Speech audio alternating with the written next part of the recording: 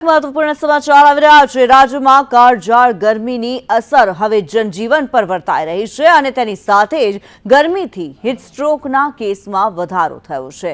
અમદાવાદની વાત કરીએ તો સોલા સિવિલ હોસ્પિટલમાં હીટસ્ટ્રોકના કેસમાં વધારો થયો છે।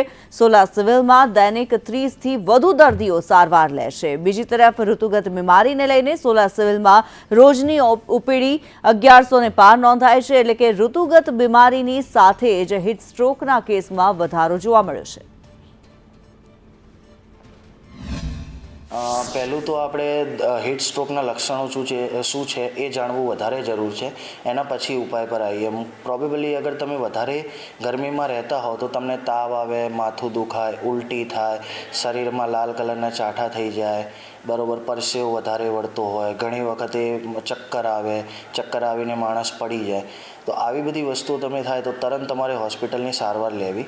એના પછી તમારે એક તો બને તો તમારે ગરમીમાં વધારે જવું નહીં।